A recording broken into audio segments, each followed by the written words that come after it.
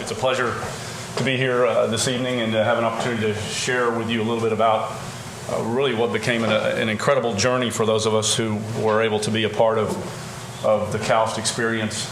The topic of the campus of the 21st century, I think, is in and of itself particularly important when we're asked to stop, take a step back and view into the future a little bit. You get an RFP, or folks will be talking about the building of the future or the campus of the future. And it's an interesting discussion because there are so many things from tradition and history that we take for granted or we know to be so important in any campus context, yet the influx of technology and the impact of many of these other trends and drivers have raised a lot of questions as we look to build a campus in an environment, and in this case a community, that can respond to a changing dynamic, and in this case in Saudi Arabia with a number of interesting cultural and social issues that are at play there as well. So where are we today as we think about what's happening tomorrow? The very mobile society, a very digital society, and thinking about that. It's interesting. I almost had a thing in here from the Jetsons. You can't people predicting the future. What is the campus of tomorrow going to look like? You look at your favorite sci-fi movie or the cartoons or whatever as they try to predict. It never quite turns out that way, yet there are some interesting things for us to think about. And in the context of this, I wanted maybe for a minute or so just to test our imaginations about where we're going and what this campus and any other is going to have to respond to.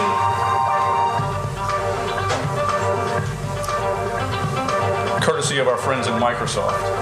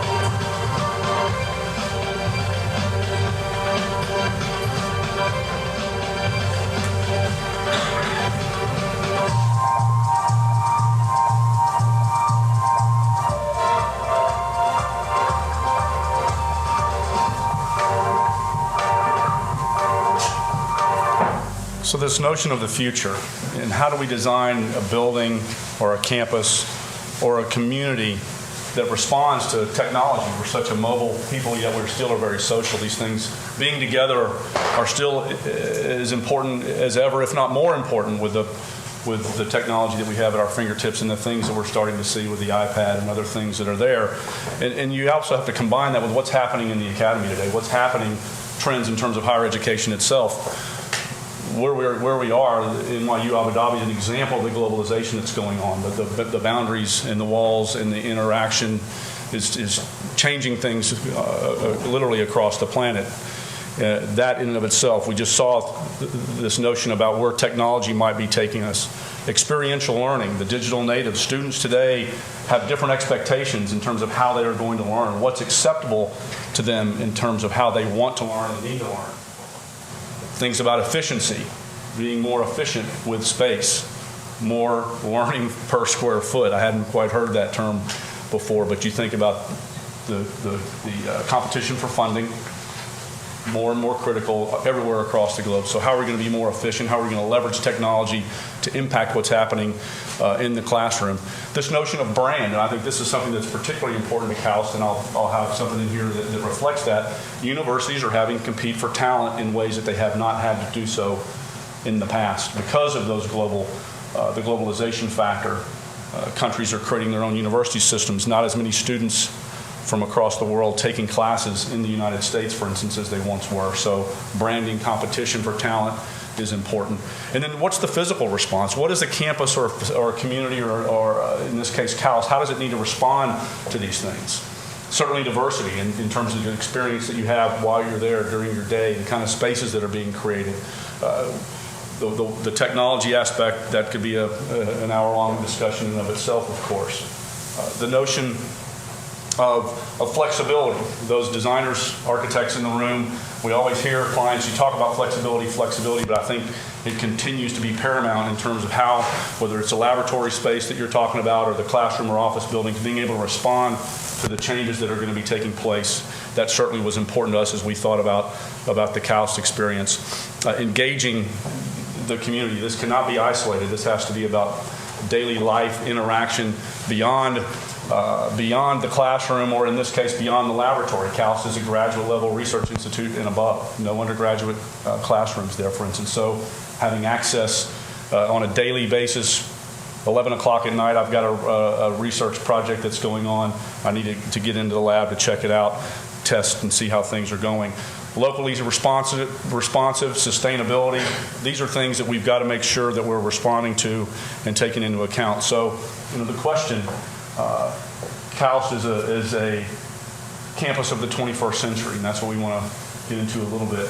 And it was very interesting. There are so many interesting aspects of this project, but one, that KAUST, while looking to the future in many ways to those in the kingdom, it was also a reach back into their past and their history as leaders in research and science. While the rest of the earth was going through the Middle Ages, that part of the world, and Bernard will certainly check my math on this, but that part of the world was leading in science and math and these things. So this represents an opportunity to regain that position of global leadership, if you will. And some of the words I thought were interesting. Science, of course, research and technology, but collaboration is critical to the KAUST mission. Diversification and the impact on economy. The notion that these universities have to have a broader economic development role that they're playing, and that certainly is the case here. And it's not only important for the kingdom and the region, but they truly look at this as having a global footprint and having an impact on the world. I'm not going to go into a great detail organizationally, but essentially it's 4 basic research institutes that have been created: resources, energy, material science, bioscience, bioengineering, applied math. So very targeted. And I will tell you that because of the endowment and because of their approach, they sort of opened their doors last September as one of the top 10 endowed universities on the planet. And they've got the technology and the equipment that is essentially unparalleled in many cases. Some of the laboratory equipment. If there's one the best electron microscope, there may be one at the 2 or 3 top universities in the U.S. KAUST has 5 of them. So they really are applying resources to attract the talent to come here. And a part of that attraction, again, is it's more than just university life. We were designing and planning and thinking about more than just a campus. We were creating a community, a small city or town for some 20,000, ultimately 20,000 residents, if you will, that had to really be integrated in sort of the ultimate nature of mixed use. Hilary referred to the CNU and the notion of new urbanism. KAUST did win a CNU award, so we were thinking very much about how do we think about community and create community in a way that is pedestrian friendly and connected and in keeping with those broader good urbanism principles. This is always an interesting slide to us. We showed up, the first line on paper was essentially in 2006, the first trip in 2007 as the crane started to show up. I mean, the first trip with the camels was even before, but so you go through this process of this 13 million square foot tidal coastal plain, if you will, on the Red Sea with nothing there but a small Coast Guard station, to this notion of going through an iterative, very engaged, take your breath away kind of design process to begin to imagine this place. And then in August and September when they opened the door, so just in 3 short years from conception to implementation, and there was no phasing. This all got done all in one phase, which we couldn't believe that was the approach. But it was. And we had to react to it. I mean, in the numbers, we've had a number of conversations internally just about the numbers associated with this project. It's staggering. I'm I will never work on another project, I'm sure, in my career that quite matches the scale, magnitude of this experience. And it caused us to think differently and behave differently and leverage our strengths and rethink how we connected even across an organization that has 24 offices around the world. And we think that we collaborate. This caused us to have to do things we never really had even conceived of before just to make it happen. So this amazing timeline. Again, I mentioned 06, project kickoff, boots on the ground to see the site, and then to a grand opening of the entire campus and community just in less than 3 years. A global story in how we delivered it, the number of consultants, the location of the contractors, the location. We had folks flying to Paris to meet with the campus contractor and back and forth in Kingdom to meet with the other contractors and consultants and specialists from all over the planet to make this thing happen. So even the delivery sort of represented this notion of globalization and how we need to bring the best minds together to make this possible. I mentioned the mixed-use nature of the plan. The research and the academic campus is the heart of the project. It's the whole basis for the exercise. It's what KAUST is, but to make that successful, it had to have these other things. It had to be this community, this new town, essentially north of Jeddah. So the residential, the research park, what from a land area standpoint at least, will probably, if built out, the market supports it, and if it happens over its implementation. Can you point out on this where the academic part is and where the residential part is? I can. The academic, and I don't know if I've got one or not, but the academic is essentially right at the heart of the project, right at the very center. So it's flanked by the commercial center, the town center, which we really look for some historical influences, the old souk, the old quarter in Jeddah, trying to understand that we didn't want to make this like an orthogonal Western block structure in terms of how the town center worked. Research park flanking on the other side. So you've got incubator research from sort of bench to market idea here, and then the connection of the community, and then you've got the two large residential neighborhoods that are associated with it. The ones behind you. Yeah, you've got sort of the island neighborhood as we refer to it, and then the golf community that's up on the mangrove lagoon to the north. And that's the sort of the latest Google. So be careful what you draw, I think, but that's the most recent Google. So the different components. Commercial center, I mentioned, really trying to take influence from the region in pedestrian orientation, strong connectivity back to the campus, and a mix of apartment-style housing, townhomes, retail, all those things clustered together in a very tight quarter, connected directly to the university, but then leading into the neighborhoods.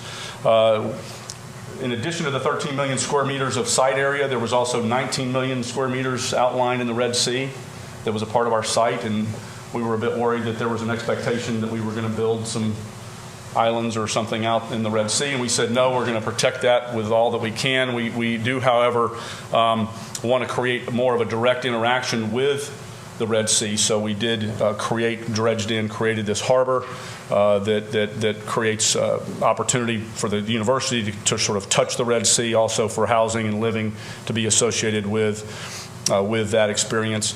So going through sort of the different pieces, this would be a view. Yes. You mentioned many square meters. How much of it is really usable? Are you used for research? How much of it do you think? Well, the campus itself is over 5 million square feet of facility. I don't the acreage or the square meterage of the campus itself. I don't have that right by memory, but I mean the entire site. If I go back to that plan,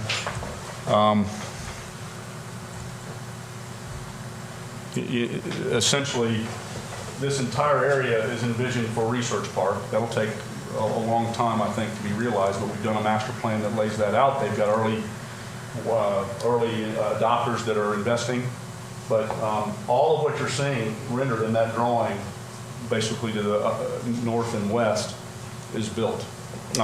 This is future development for research and possible campus expansion. So, and believe it or not, we were working hard to be compact with what we were doing here. So you've got this interaction of the campus and direct connectivity into the town square, this notion I mentioned of the old quarter and the sort of the tight walkable streets, retail on the ground floor, this notion of the harbor, the connectivity to the water, so along this promenade. we were able to work with our engineering partners and link the Northern Lagoon to the new harbor, assisted in the flushing and made all that work much better. So living along this canal that's there, and then this is what the built product in the community looks like. One of the other fascinating things about this project, and Bernard can probably share more about this just from what can happen in this part of the world, the art budget for this project, the public art budget, was unlike anything we've ever even heard of before. So we were able to work with a fabulous team of consultants to integrate public art into the project in really an amazing way. So this is a view back across the harbor to the campus and to the residential. A big program about the entry. Yes, sorry. What sort of art is there in these buildings? What kind of art is in the buildings? Interesting. Yeah. I've got some more photographs in terms of, some of it are the pieces like you're seeing that were that are in each one of these commissions. So there was a program that was set up where the consultant sort of curated the process, identified a short list of environmental artists, some from around the world, some from the region, and some from in-kingdom, that ranges from large installed pieces to, you'll see others that are calligraphy or actually art that's integrated into the architecture. So a pretty far-ranging program of art, including some ideas about how the sort of landscape art could be integrated into the entry experience. And then there was, again, this notion for some 3,000 residential units that were a part of the program. 71 neighborhood parks that were designed, including this 2-kilometer-long greenway that's a part of the neighborhoods. Again, local artists and other things integrated into that community experience. And then, of course, the heart of this is the campus and the fact that, so that's the footprint essentially inside that oval-shaped road. That's the heart of the campus itself, the 4 institutes, and the 2 big ideas. Looking to the future of a contemporary architecture influence from the region and from the past, thinking about the future of the campus, yet some pretty basic historical ideas. The campus quadrangle still was an important idea around which KAUST was planned and built. And then the importance of these 2, the spine, the pedestrian spine that essentially links from the quadrangle north to the community center, south back down to the research park.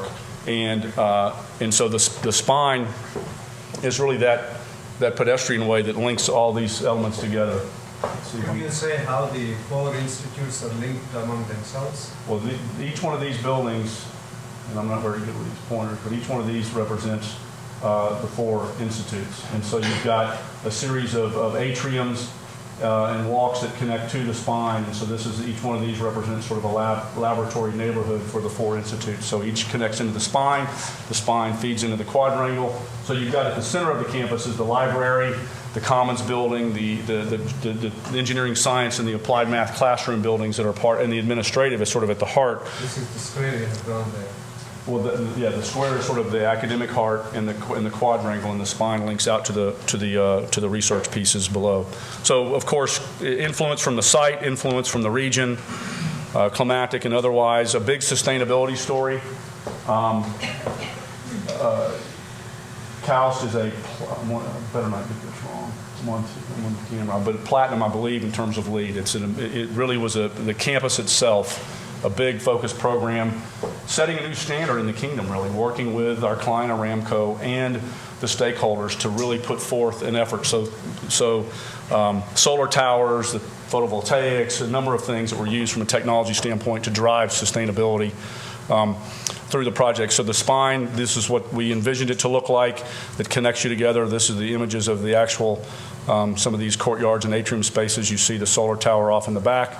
Applied mathematics with the technology that's going on and all in display, sort of the built result. The library really bringing, again, some international ideas about how interaction can take place and how the students and the researchers and the faculty will all integrate and work together, and you see what the finished product is. Integrating neighborhoods, really thinking about how the folks interact with one another across open stairwells and so forth on a daily basis to foster that chance encounter, to push research and to push advancement in what's happening in the laboratories. I talked a little bit about the technology that's there. The connection from the campus to the community was important. This significant, large campus environment that needed to connect and be drawn down from a scale perspective into the town center was important as well. The quadrangle I mentioned, so you see sort of how that was envisioned. How big is the town vis-a-vis the strength of the campus itself? Large in terms of area or population? Population. Their opening day population was something around 300 and something students, I want to say, plus faculty and staff. Fully envisioned for a population of 12 to 15,000 in each of the neighborhoods, plus the residential in the town center. But the decision was made that they were going to not phase that development in; they were going to build it all at once, so it's there, ready for the population as it arrives and as the campus matures. So that was a unique. Not many of our clients take that approach. The time scale for this is what? 5 years, 10 years? Oh, I think 10 plus in terms of full. They're envisioning a graduate research population of 2,000, 2,500 students over time in that initial. And they've done a phenomenal job of partnering and building partnerships with institutions around the world. Before we were turning dirt on the site, they had partnerships with schools in the U.S. and abroad to focus on the research and share that. So I mentioned the connectivity to the Red Sea. This notion of the sea court really allowed that to happen. This piece out in the harbor is a public art piece that is the harbor beacon. And for the design folks in the room, looking at a master plan drawing, and you've got the strong entrance and access through the quadrangle looking out to the Red Sea, and somebody said, well, we really need to terminate that somehow. And I know exactly who did that, and he had the impetus for what's an amazing piece of art out in the center of the harbor. I mentioned the research park, so this notion that it's not just about the academic side, but taking that into the market. So a number of partners that KAUST is working with to bring this together. There's already been some preliminary design. One of the incubator buildings is a part of the initial implementation. There's also a partnership with the Woods Hole Oceanographic Institute that's there on campus, and now they're working with other companies to begin to populate that research park as well. Have these companies moved into this research area now?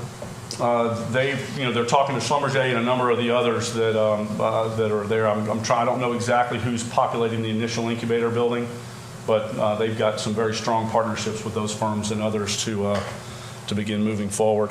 One of the other interesting things that I'll real quickly talk about is KAUST and that campus came to existence nestled right next door to this historic small little fishing village.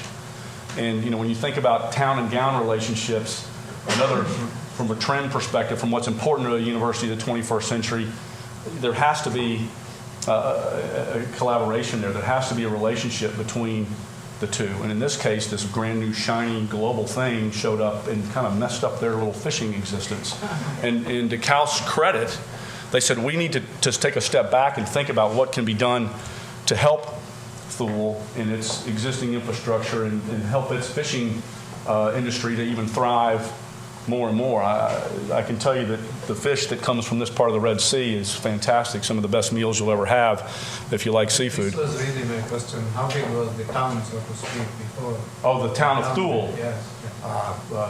5,000 people or something like that. Not very. That may be big. In fact, it's a small little town, 80 kilometers north of Jeddah, and fishing was really the industry that it lived and thrived on, if you would call it that. And so the notion was that improvements would be made to help restore and embrace and enhance that industry, to provide technology and other things to also raise up the citizens of this small village so that they might become a part of the employee base for the university, so that again that you're looking at how this the campus not only serves its broader mission, but is also giving back to the community in an important way as well. I thought it would be interesting. I mentioned branding, and we don't have to watch all this. I don't know how I'm doing, Hilary, on time. But this is their recruiting video. This is KAUST's recruiting video, reaching out to the global community to say, hey, look, this is what we're doing.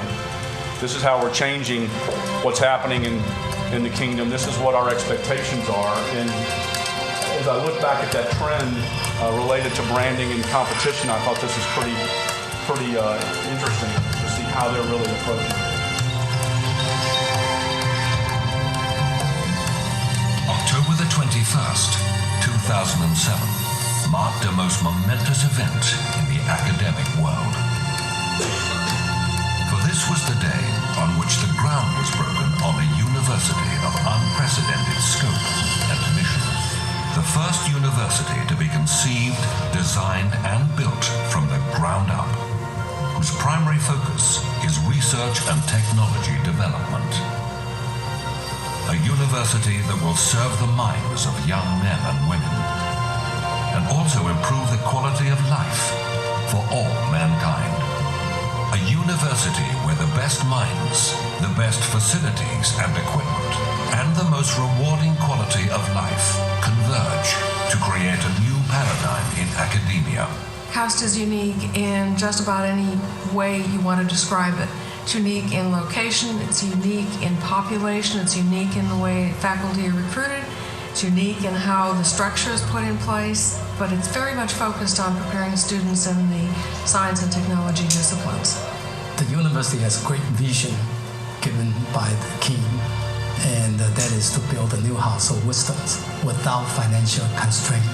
KAUST offers you the rare opportunity to help transform the pace of scientific achievement and technological innovation, to widen and accelerate the practical application of knowledge and discovery, destined to touch the lives of humanity for generations. This university is meant to be in certain disciplines which are definitely of importance to the kingdom, but of importance to the whole world. KAUST comes in a moment where everybody in the world understands that the scientific and technological progress is the key to our future. KAUST has adopted a new paradigm for research, a paradigm based on global collaboration at the level of the researchers, as well as collaboration at the level of the institution. I believe that in a 10 to 20-year period, KAUST will become a worthy partner to some of the leading universities in the world. KAUST is truly a university of the 21st century and will be fundamentally organized around interdisciplinary research thrusts of applied mathematics and computational science, bioscience and bioengineering, material science and engineering, and resources, energy, and environment. KAUST orients its future according to the most challenging scientific and technological topics. No other university in the world has the opportunity of doing this. KAUST is designed with the potential of changing the economy in Saudi Arabia so that it broadens it out of simply the oil petroleum industry into areas of science and technology that spin off from the oil industry but also take advantage of the environment. This is a very important aspect of the university for the kingdom as well as for the world. The KAUST package includes a pension and savings plan, full medical coverage, dental care, disability benefits, vacations and holidays, relocation benefits, and educational assistance for student-age dependents. Elegant housing is provided to eligible staff and students, and include the latest in global communications. Students and faculty come from all over the world, and they find that the university gives equal opportunity to everybody to study, to learn from each other, and to do research. The campus is nestled on the shores of the renowned Red Sea. Teeming with sea life and abundant reefs, the Red Sea is one of the world's most beautiful and pristine bodies of water. Recreation activities include a world-class grass golf course, tennis courts, parks and playgrounds for children, a movie theater, restaurants, 24-hour amenities, a yacht club and marina, all within the safe and secure boundaries of the university campus. There are certainly challenges to KAUST being in Saudi Arabia, but I believe that researchers have inquiring minds and they would see the opportunity to learn about the people of Saudi Arabia, about its history and its way of life. And when it's time for a holiday, KAUST's central location and proximity to international airports make it an ideal location for a thrilling weekend of scuba diving and sailing, or an adventurous African safari, and everything in between. KAUST has been working very hard to bring in. You get the idea, I think, in terms of what they're trying to do in terms of the recruiting aspect of the project. Tell me how many square meters is the president's office? It's large. I will tell you that it is definitely large. You know, I talked about this as sort of being a journey and an adventure from the standpoint of a designer, a planner, unparalleled in terms of the opportunity and the challenge. I mentioned how it caused us to have to think differently, behave differently, to look beyond our normal way of working. Truly an amazing experience in reaching this notion of, or reaching for this notion of a campus of the 21st century. Bernard and I were talking beforehand. In many ways, in addition to all of that, it's also a sort of this fabulous experiment that's going on in the kingdom. And I know that you probably got some other observations and thoughts about exactly what that all means. But that hopefully gives you a bit of an overview of the university, the ideas that are behind it from a physical standpoint, how we were trying to respond to what their challenge and vision was from an institutional perspective. So thanks for the opportunity to share. Thank you. And thank you, Hilary, for the invitation. Where to begin about KAUST? Well, the first thing you need to know about this project is that it is very much a vision and a dream of the king himself, who's already in his 80s and definitely wanted to have it completed very quickly. So that explains some of the timeline and deadlines that you were under. Let me give you some background about the university, and then talk how this university fits, or perhaps doesn't fit, into Saudi Arabia's future.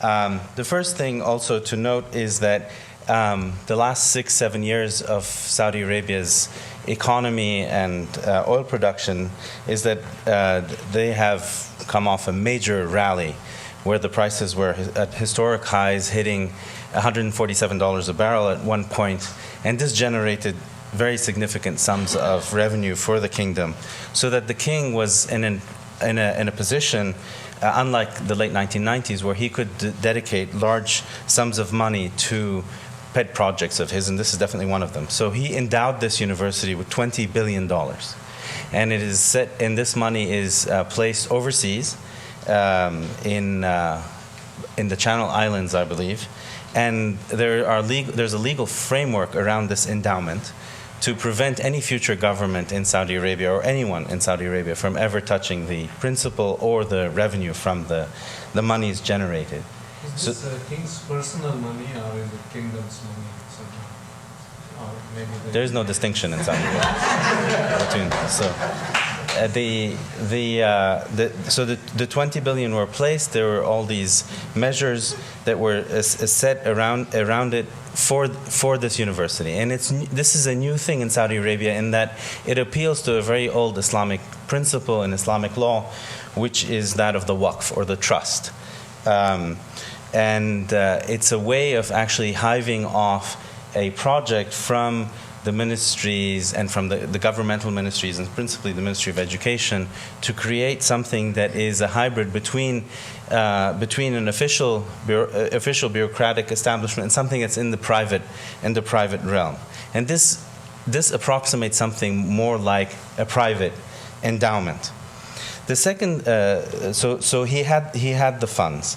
The second thing that he had very much on his mind, and this is something that has been running through the minds of many Arab rulers, is that the future and wealth of a country does not lie in the resources that are under the ground, but rather in the human capital of the country. And they turned to Singapore as the principal example of such a place. They happen to like Singapore because it's politically authoritarian, but yet very, and no resources, and very wealthy. So it has that combination that intrigues them. And throughout the 90s, and also in the early part of the 2000s, if one can call that decade that, many Saudi officials and princes were going to Singapore to see what made that place tick. So that's the second point that I want to make, which is that they want to create a knowledge-based economy based on the human capital that they have, and therefore diversify their economy and move away from oil. And they believe that education is the key to this, that it is about education. And that's, I think, something that I will query and question later on. The third point that I want to make is that they focus very much on the fact that this has to be a major project that will immediately bring attention to the kingdom at the highest level of research, so that some of the image and stereotype about Saudi Arabia, especially after 9/11, would be shattered. In that this would be an institution in which men and women are present, so it's a co-ed institution. It's one where you have a very large number of foreigners. In fact, of the first class that entered in September of 2009, only 15% of the entering class is Saudi, and most of those, I mean a vast majority of the 15% of the students, are actually educated in American and Western institutions. They're not the product of Saudi universities, which is again something that is worth pondering. Could you say what fraction were women when the first batch? I don't remember the exact figure, but it's not an insignificant number. And I should also preface my remarks here by telling you that some of the information that I have comes directly from the Minister of Petroleum in Saudi Arabia, Ali Nuaimi, who is the person who was brought in by the king and told, I have this vision, you have to build it for me. And so the university was built led by the Minister of Petroleum and a company in Saudi Arabia, the National Oil Company. Although it's not exactly like the National Oil Company of Venezuela, it has the status of being somewhat apart from the government, and it's called Aramco. So Aramco is the Saudi Aramco today is the National Oil Company of Saudi Arabia, but originally it was an American company, which is Aramco stands for the Arabian Oil Company, and Aramco has maintained a tradition of excellence and an American culture of administration and bureaucracy and just functioning that comes from its American origins. And it has maintained that, and it is for that reason that the king turned to it, and to the Minister of Oil, who's a product of Aramco, by the way. He's someone who started out as a T-boy in Aramco and made it all the way to the top of the company, and then ultimately to become Minister of Petroleum of the country. Why did the king turn to Aramco? He did because Aramco is full of engineers and they can build very big things. Okay, that's one reason. The other reason is because he couldn't turn to his own national bureaucracy and ministries, because there would be considerable resistance to this kind of project, especially amongst the religious establishment. The religious establishment in Saudi Arabia has huge control over the educational infrastructure and institutions of the country. So he turned to the engineers and this island of excellence in Saudi Arabia, which is Aramco, to build this, and they delivered. They delivered on his desire. So the goals of KAUST are and the vision of the king, which is to create this human capital, is really to do. They claim that they have many goals, but I see two goals. The first is that they genuinely want a globally renowned research university that makes significant contributions in science and technology, and only in science and technology. So there are no humanities at this university. There are, and the sciences that they're interested in are specific areas of the hard sciences that have or may have applied and industrial and technological spin-offs. So they're thinking of their economy. And so that comes to the second point. In addition to being a global university which is renowned in particular areas of the hard sciences, they want KAUST to play a crucial role in the economic development of the country, and which is why you saw the scientific parks in the design plans. So they have this idea that this university will be an incubator of ideas and even patents that could be patented and then turned into real have industrial and economic applications that would then lead to employment of Saudi citizens. So that brings me to the next point, which is, what does the demographic profile of Saudi Arabia look like? And that's a very important point, I think, that is first and foremost in the king's mind, but also in the mind of many of the technocrats, the able technocrats in Saudi Arabia. So you have 60% of the population is under the age of 25. You have a population of roughly 18 or 19 million Saudis today. They produce 200,000 high school graduates every year. They actually produce more than 200,000, but the 200,000 are actually those who cannot get into universities because they don't have good enough grades or a good enough education. So they are producing sort of a semi-literate population of 200,000 students every year. The ones who are good end up in their universities, and here you have the classic bifurcation of the smart ones going into the engineering and medicine, and the dummies, people like myself, will end up in history and Islamic studies and that sort of thing, which is, by the way, a pattern that you see throughout the Arab and world and probably in the Muslim world as well. So you have essentially over the next decade or so, 10 to 15 years, you have to produce 3 million new jobs for Saudi citizens, and that's a very real problem. And they're hoping that this KAUST will be one of a number of other projects that will generate jobs for these young people. And I think that's something that I'm not certain KAUST will be able to deliver on or produce.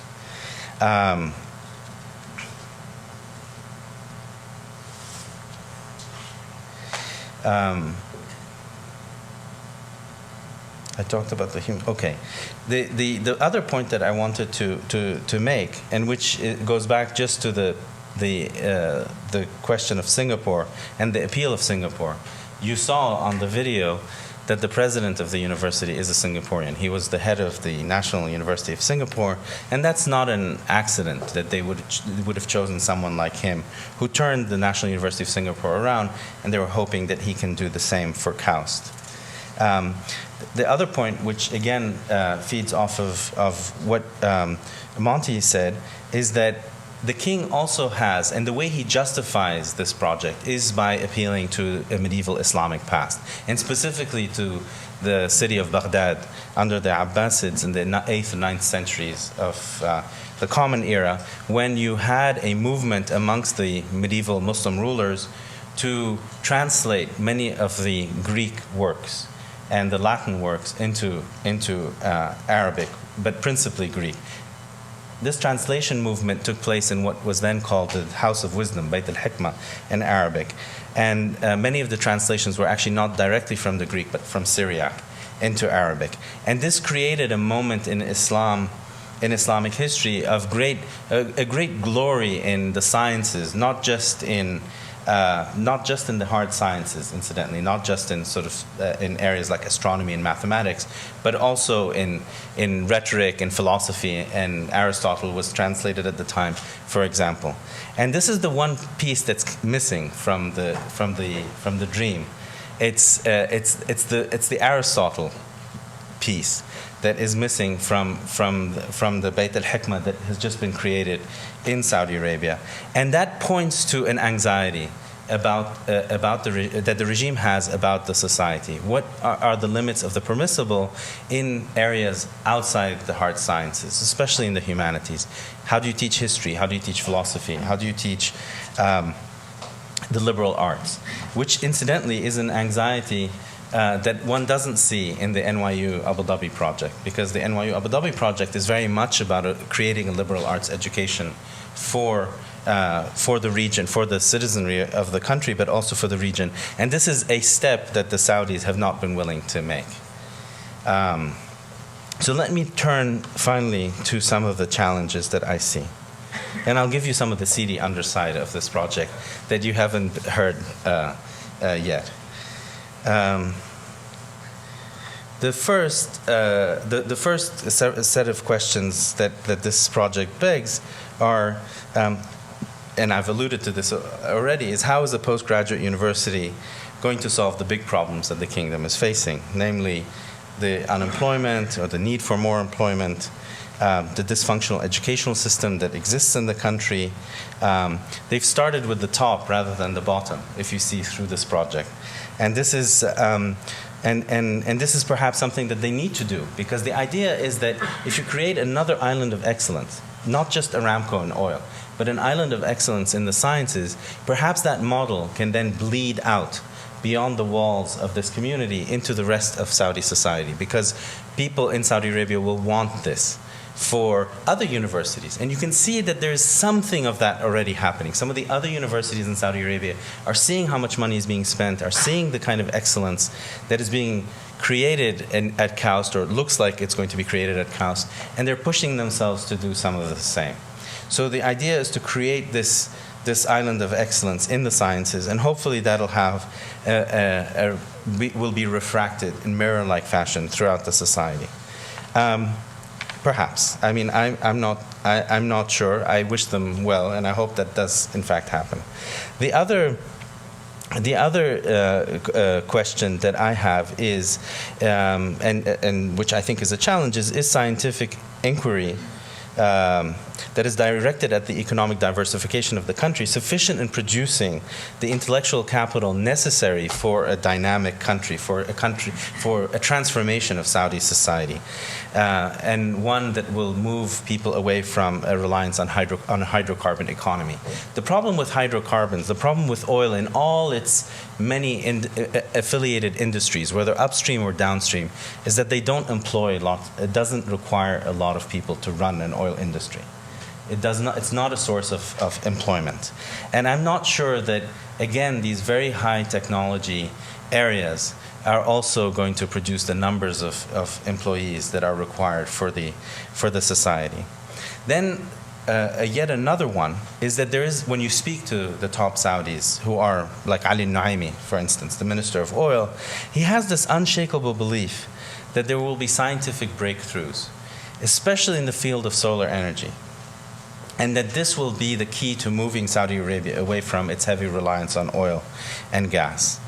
But again, the question that needs to be asked is, will solar energy, even if you produce, a full, even if it does succeed, which I have strong doubts about, will it again produce the kind of numbers that you need for employing many Saudis who are unemployed? And then let me just talk about two more things. One is the bit about corruption. So Saudi dissidents are very critical of these big projects.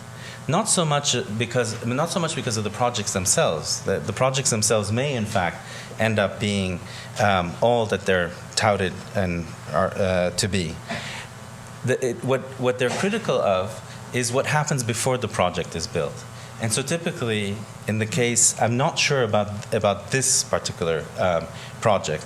I think this project, the jury is out on it. But a similar project, just north of this one, is a big economic city that has just been set up a year or two ago and is being built as I speak. This is the King Abdullah Economic City. So when the king says, okay, I'm going to build a huge city in a particular region, what then happens is that various princes within the royal family decide that they're going to take out large chunks of land in that area where the city is going to be built, which they then go on to sell back to the government, and they generate revenue in this way. Because the princes cannot touch the revenues that are generated from the oil directly, because that money goes straight to the government and then to the central bank. So the way that wealth is often generated for individuals within the system, and by the way, this is not necessarily, what I'm saying is not necessarily illegal. It's just galling for a lot of the people who are in dissent against the regime. So the princes will take these blocks of land, will appropriate them, and then sell them back to the government. Some of these blocks of land are not owned by anyone to begin with. They're just owned by the state, and one prince puts his hand on it. Others are actually owned by people, and therefore people are being robbed of their property. In the case of this particular project, the story is the following, and this is not confirmed. I hasten to add, is not confirmed. But the dissidents of the Saudi dissidents, many of whom are in London, say that the land, once the project was dedicated to the north of the village? Yeah, to the north of the village of Thuwal. The princes kind of swept in, took the land away from the people of Thuwal, who didn't actually own it, but it was part of their historic territory, and then sold it on to the government, generating $11 billion in revenue for them. And so the point that I would like to end on, aside from what will a project like this do for the country? Will it change its image? Will it create the jobs that are needed? Will it produce the science? They're highly contested projects. They're projects that really are sort of imbricated or linked in with lots of complicated social and political scene that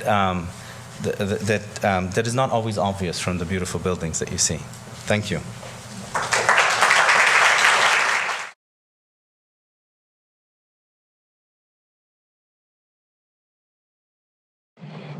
So Bernie, you gentlemen, you both made the point that there's an aspiration that KAUST will invigorate the economy, generate jobs, its inventions will have a significant impact on the society. But what many of us are aware of is its ghetto-like aspect, that it is enclosed, that it is an enclave, and that the community there now is almost entirely expat. If 15% of the students are Saudis, that's a bigger number than I had been aware of, but the faculty has certainly been recruited from afar. So I wonder if you could each comment on the way in which this institution is attempting, in any way, beyond the gesture toward the fishing village, to really develop organic connections into the society. Monte, do you want to? Well, from the beginning, the folks at Aramco that were in the minister's office that were really driving the project talked about the goal of a diverse population and the notion that they did not want it to be just for Saudis or just in the region, but they did want to bring folks from abroad, and that is their intent, and they will continue to work on that. And now you bring up a very good point that it is this quote integrated community, if you will, inside a wall, inside a fence, quite a long fence. So even the relationship, and we tested this with them, the village itself, thinking it would be great if we were there and I would be able to go and just walk along the promenade to go buy my fish from the village. But that was that raised issues. So we weren't, you weren't able to have that much transparency, but the boundaries, if you will, were not able to be that porous. So I think there is a challenge about how it integrates into the broader community and society. Inside the walls, and they need to be very Western, similar to an Aramco compound. Mixed women driving, all the different things that you might see in other parts of the world. Yet, right outside the walls, you're dealing with sort of the existing cultural aspects of the kingdom. So I don't know that I've got an answer, or that they yet have an answer to that particular question. But I think you raised it. It's truly a challenge, and one that I think we'll see over time. Can Saudis enter the campus and visit it? With credentials.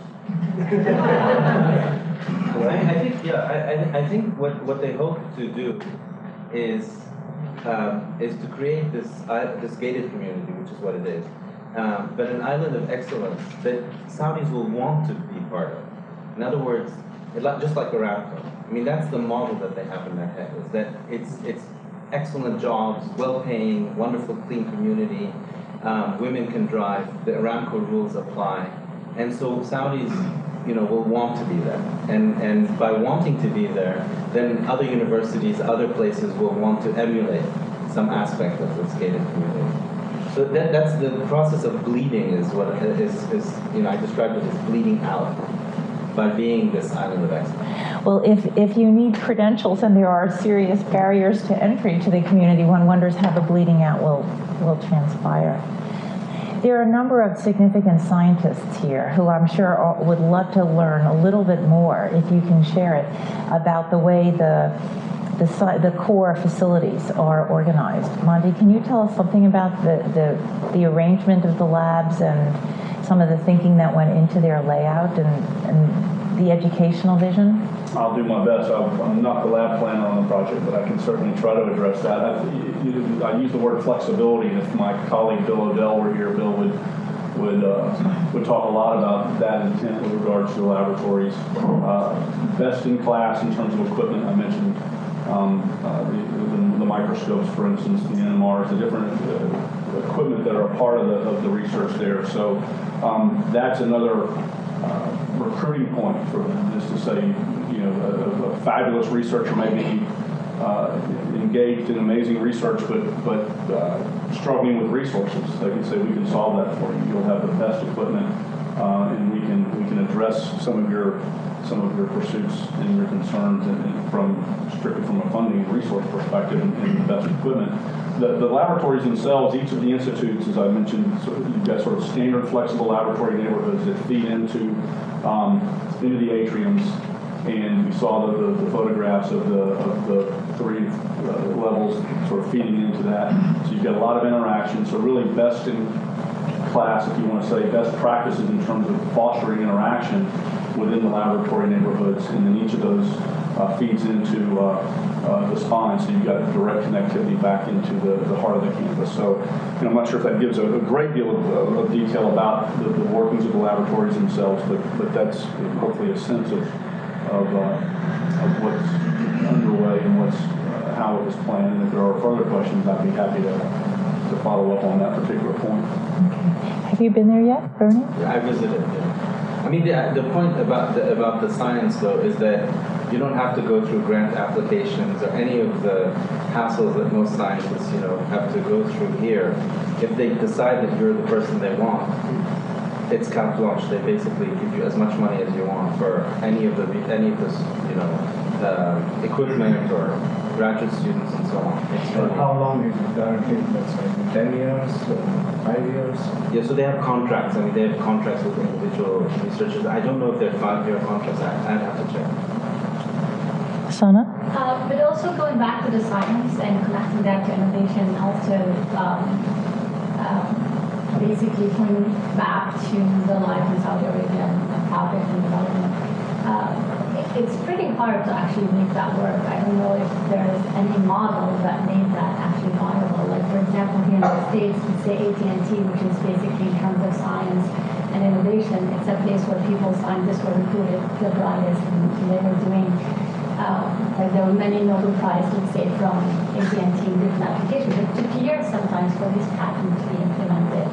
And I mean, I can't say of a place now that would do the same. Even Google, you have, maybe very small group of people who are labeled as scientists, and they innovate. It's a small percent of people, and then you have different percent of projects. So there isn't a place now that actually does that, and it's great that we have this model. But still, even within that, it's pretty hard to bring a bright person and say innovate and tie it into like a model where you have the research and then you have the product and then you have this sort of revolution. So how do they foresee that this will happen? How do they sort of take these scientists and say we can have these models that will be implemented, and it will be sort of exciting, bring down the economy and create jobs and so on and so forth? Or it's all in just the abstract? Yeah, I mean, I think that it's a very, the king himself is not a very well educated, he can barely read and write. And these are not people who have, I think, who thought through, the connection between, from conception, science conception to actual product. They just think, but that was glorious, we're going to make Saudi Arabia glorious, and I don't think they've thought of the mechanics. Is there an awareness in the society outside the walls of the investments that are being made in foreign institutions to support faculty and to support students in advance of their arrival in the kingdom? Yeah, I don't think it's hidden. I don't think those are. And it doesn't breed. There's no secret. And that doesn't breed any resentment. The only resentment that I found about this project and other projects has to do really with the land, and the princess and the land. But the idea that you build a premier university in Saudi Arabia, I think, is widely popular among Saudis. And this king is, by the way, very much loved in Saudi Arabia because he seems very avuncular and well-meaning and wants to do things that are good for the kingdom. One thing I might add, I was going to add to the question, and then I just went blank on exactly how I was going to add to that question, but you asked about how it's affecting what people's reaction is, in a sense. We've done work at King Saud and King Fahd University in Petroleum and Minerals and interviewed and talked to folks at the National Laboratory, King Abdulaziz City for Science and Technology, and it has raised a level of competition. In a sense that I think is healthy, that they're looking at this as, well, we're not going to be funded like KAUST, but what are we going to do to raise ourselves up and to raise the level of not only investment but the quality of the programs. And so let me relate back to your comment about the sort of bleeding effect. It may not be direct in a way, but it is having, you're seeing this wave throughout. They don't expect to have the same level of funding or support or resources, but they know that KAUST has changed the game there in some ways. I have two questions, one from Monte and one from Hilary. And one is for branding. The film that you showed at the beginning very briefly, just passed through the moving park in Bilbao. Is it because you are trying to do this university sort of brand Saudi as an educational center, or is it because of the famous university now Saudi would be central attention? Are you talking about the video at the very beginning? At the beginning of the film, just passing to very quickly was Bilbao, flash to, I don't know if you noticed it. Well, I think that they're just trying to, if it's talking about the KAUST recruiting video, it's really about, they're just trying to talk about their aspirations, I think, for the role that it might play globally. And also this notion of the influence of good design and art and other things. It's more than, in a way, I think it gets back into even to your question a little bit, not so much from the science standpoint, but at least the Aramco team and those that, the ACMA co-leaders and the folks that led this effort realized that you have to, the smartest minds, the best talent in the world want to have culture, want to have a sense of community, want to have the dynamics of beyond just the laboratory or the work environment. So they realized that they need this influence of art and what inspirations, whether it's from Singapore or other great institutions of learning and art around the world, and how that could have some influence in what they're doing, and also perhaps then even address some of the competitiveness. If I'm happy, my family's happy, I've got an environment that we feel is vibrant, we'll do better work. So I'm not sure if that answers. And from you, since I have familiarity with Saudi and have done several projects over the 30 years ago that I worked, and you just mentioned this project, this university is not good enough or is not enough to bring job to the community, to the country. And I want to know what kind of project you think is appropriate to bring a job. Right, so I'll tell you what the Saudis think. This is one. The other is something called, they have a project called the Industrial Clusters Project. So they're thinking that they're going to build factories that will produce car parts.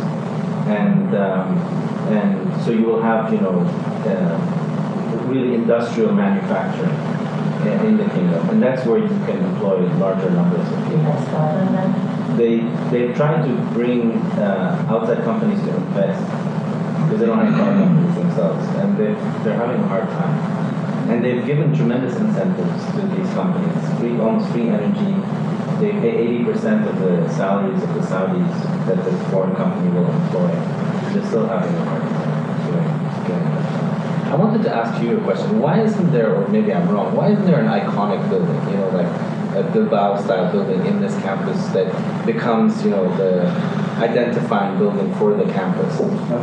That's a good question, and one that was debated and discussed a great deal amongst the team and with the client is this notion about the campus itself as being the sort of, if you will, the icon, and in the notion that which building would have deserved such prominence.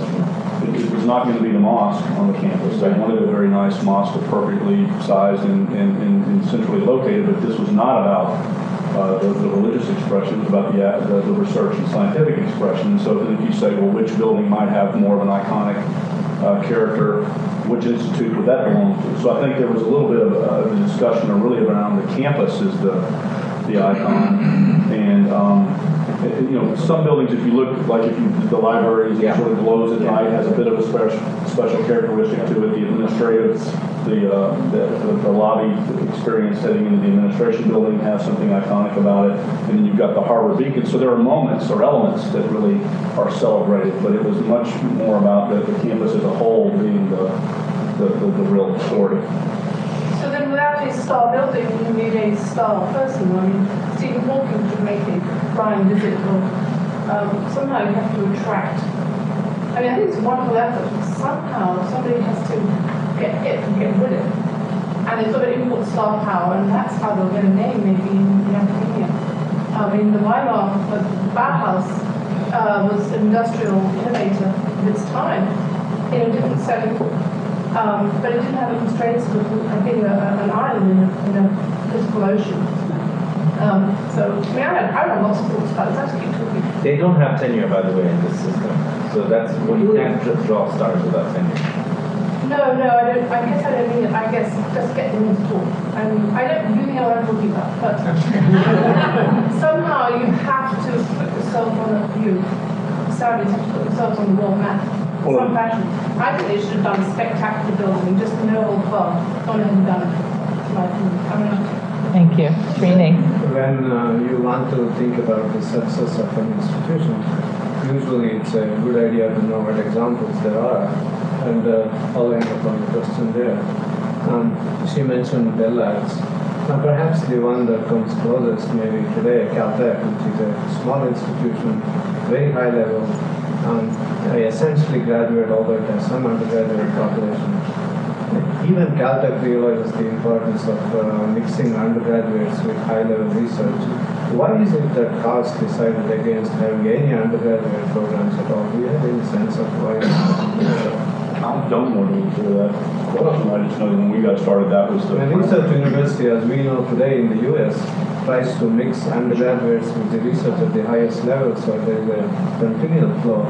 And this is now only geared towards graduate students and postdocs and professors. I don't think they made the connection with undergraduates, and also I think there would be a problem with finding the undergraduates. If you're going to, it would be embarrassing if you didn't have a sufficient number of Saudi students as undergraduates, and they would have a hard time. So that I think is the main reason.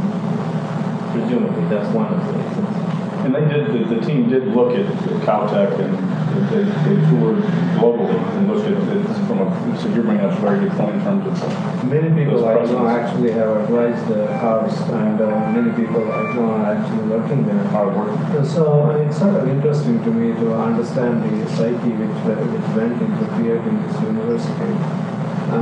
Somehow you start, as you pointed out, you start at the very top and you somehow seem to aspire to greatness all of a sudden, and we know that it is not. I mean, I don't know any proof of existence also. In that sense, it's a great experiment in many, many ways. Yeah. Jorge? Well, in a way, I'm following up on these questions, which is that the precedents of great centers of innovation not only are undergraduate, but they are also humanities present along with the other disciplines. And even Caltech and MIT have added in those elements, and especially to then operate as centers of regional development. So was that not on the agenda, or, and then rejected, or did it actually come up and then get rejected, or it just wasn't noticed? Or they don't believe in it.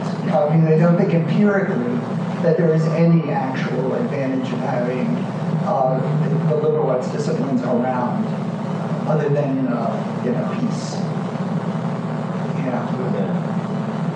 Well, I mean, my sense is that it is it's too politically and socially difficult to manage the humanities. They're not willing to have the kinds of curricula that, for instance, NYU Abu Dhabi will teach. That's not acceptable because it would be too explosive socially and politically and uncritically domestic scene. And I also think that they probably come out of, or they would rather think of, sort of a continental French tradition, let's say, that doesn't make that connection between the art sciences and the liberal, the humanities. It's a convenient sort of way of thinking about science. Andre. Is there a structure in place in terms of programs to bring conferences and intellectual exchange from abroad or in the country on the campuses? That part of how they think they're getting to know? There is, and they truly see conferences, forums coming to KAUST. I got an email today talking about the need for the notion of a hotel or extended stay for some of for guests, and that was something we talked about in the original program. And one of the buildings in that academic core is a conference facility. So they, in a way, it's back to your question about the stars, and they truly will continue to leverage those relationships that they have fostered to try to bring both star power, and they continue to. You see it in some of the folks that were included in the advisory board that were in the video that have been involved in guiding the formation of the academic side of KAUST. So yes, they will continue to do that. Who were your interlocutors when you were designing this campus to describe what the academic requirements were? That was a fascinating experience as well, because that was being developed in parallel. The Washington Advisory Group was engaged by Aramco at the same time we were to basically define the academic program. When we first started, they knew it was going to be graduate level research, and they had an idea of what kind of research, but those 4 institutes hadn't been defined. We weren't quite sure about the structure or how that was all going to work, and so it was usually that's the brief you're given, right? And you can march off of a strategic plan or move forward with an understanding of the academic infrastructure, and they're your client. In this case, the brilliant engineers in Aramco that build complicated refineries and other things, along with our other partners, we were interacting with one another to feed back and forth to develop that. So it was happening real time. To my experience, Saudi is similar to Iran. When the Shah or when the king is dreaming an idea, just go and find a consultant and give us a carte blanche. Almost there is no, and you have chance to just really explore all your knowledge because this trust has been given to you. These are the type of life responsibility that one has. Well, in this case, to Bernard's point, there was a time frame. We couldn't wait for the academic plan and that to be developed before engaging in the planning and design, and we had to figure out how to feed back and forth together. You talk about the research part and having different industries. What happens if a company like IBM develops something that's a real, blockbuster, genetic cure and something? Don't you think the Saudis will say, we funded you or helped you set this up? They're going to want a piece of the action, or something like defense related. What's the political, undertow to that? That's a good question. I wouldn't have an answer to that. They would want ownership. And why shouldn't they have ownership? They self-develop it.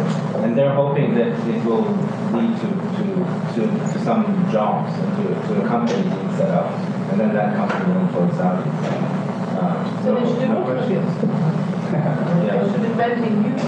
No, but the main areas that they hope to have breakthroughs in are solar energy, and desalination, water desalination, which are the two most crucial areas for them. Once, the ocean drop, which by the way is not for another 50, 60 years. So the goal of the university is not to educate their own 18, 20 years old, but it is to generate technology transfer, essentially. Yeah. And then the companies will employ these natives who have not been educated, right? Because they're not being educated by the local universities, and this university will not educate them. So who will educate the natives? Well, that's the question. And how do you define education? I mean, that's the other issue. I mean, the problem, the nettle that they have to grasp is that you have to produce a citizenry that is educated, and educated citizenry is a questioning citizenry. And they don't want the questioning citizenry because of the particular forms of authoritarianism that they have in the country. So, they haven't sort of thought through, what it is they want. They would ideally like to have wonderful Chinese, Singaporean type citizens who will obey and produce. But in describing it this way, it sounds as if it's highly idiosyncratic and solely linked into the Saudi system. But actually, this idea of the university as a device for technology transfer, which is conjugated with, connected to an even bigger innovation park or technology park, and then has a satellite city because of the people need to live adjacent to the technology park, with the university ultimately becoming a small little engine that drives this big metropolitan formation. This is not so atypical. I mean, we see this in China. We're seeing this in other parts of the world. I have some experience with conferences in Saudi Arabia. The biggest bottleneck was giving visas to people who want to go there. Do you know anything about what's happened? Yeah, no problem. That's big visas are. This is, a project of the king. Anything that they want to do, they can do. Claude? So you both mentioned that it will be something based on a new concept. And so far, the only new concept I hear is that they're going to pour money to people who want to join there. And the problem, I think, for that is that, if you want to create a new center for intellectual life, you need to attract people. And I think to some extent, the good people now, they do get the money they want in the US, in Europe. I don't think they have too much trouble to find this money. I think the public is funded research in the US will be at least $100 billion, which is too lot of money to do what this university might do. And I think the problem we're going to face in Abu Dhabi as well, how do we attract bright people to go there if it's not only the money they're going to get there? Because if you only get the money, you're going to get 700 people that cannot get funded in the Western world and from China, and we go there because they have no other way to do it. So how do they expect to attract the best mind to make a Google, to make a Bell Lab, to do something like that, or to do an MIT? And even if they manage to get an MIT, is it sufficient for driving the economy? My take on that is that they're trying to look at it in combination, the funding and the resources sort of in the laboratory, if you will, on the campus, in combination with these other things. I don't, know all of the compensation side for the folks, but providing the housing, providing this environment that has all the amenities, that's their intent, to try to create this total community that would attract those best minds. But I think you're raising a great question, and I think that the jury is, it's less than a year old, so the jury is certainly still out on exactly how that's going to work. But I think their intent is to try to create a total community and a total package that will entice folks to come. So did they manage to attract people? I mean, so far. Yeah, they have. Younger people, and they've given tremendous salaries. I mean, much more than you can get paid for work. And also they've teamed up and partnered. Do you know the numbers? That's what a lot of people want to know, and I was waiting for Srini to ask you. I have been told there's some numbers, but I don't know whether it's worth discussing here. And I did speak to our provost asking, well, can we match the salaries in Abu Dhabi? He said, no way. So the salaries are outlet factor, like that. So no, the salaries are 70% or something like that. And then they also will partner with Western universities, and so they get professors from MIT or elsewhere to come and spend a few months there and then go back. So they have different sort of schemes and combinations. I can provide some salary data, not in KAUST because I have no idea, but I know about Singapore. So I assume that this is Singapore. The top-notch people who are willing to go to Singapore at top-notch and mean top-notch, it's $60,000 a month net. It means they're going to pay all the reasonably, they're going to pay housing and they're going to pay salaries, for instance, Americans have to pay American taxes, they're going to take it off and to 60,000 a month. Concerning what will attract people, is building things different. People talk a lot about interdisciplinary research, but this is difficult to build because people sit in silos. And therefore it's difficult to construct something with the infrastructure which will be to the benefit of a person in a particular area to work with a person in a different area. They do these things from the ground. Therefore it's going to be different. For example, the visualization center. They're building the best visualization center anywhere in the world. And these are scientists who need close access to visualization in real quick visualization of complex phenomena. Then they may want to work in a place that needs existing visualization center that can find any place. So it is possible. But you have to just think in a model that's different than model that exists. In the master planning, was there any thought about what might occur outside of the wall over time?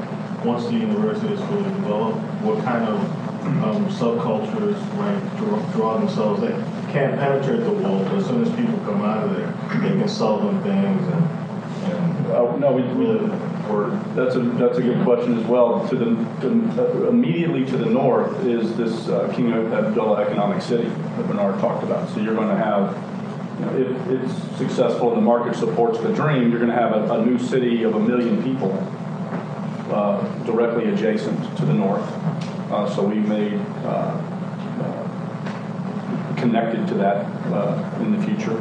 And then you've got the small village of Thuwal and the notion of providing resources and support to sort of allow that village to grow and to build and to have its citizens that work in KAUST and so forth. And then you've got the undeveloped land between the wall and the regional highway, for instance. So there's sort of more direct understanding of what might happen in the economic city and in the village, and then the speculation that could occur. We were not engaged in any.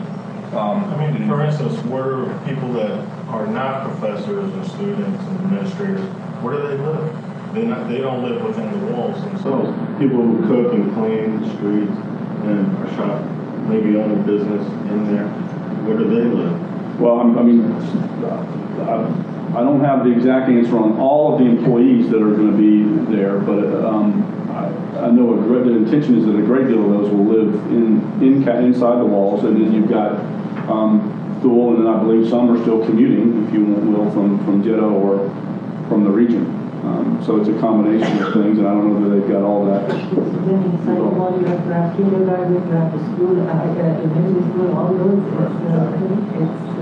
Yeah, urban schools, international schools, the kindergartens, you're right. It is. It's got all the community centers, the wellness centers, the clinics, the grocery stores. It's all of that from scratch, all in one phase. I want to thank you, gentlemen, both. The presentations tonight has made, I think, the presentations have made those of us who are working on NYU Abu Dhabi feel that in some respects our task is easier. I think we're jealous.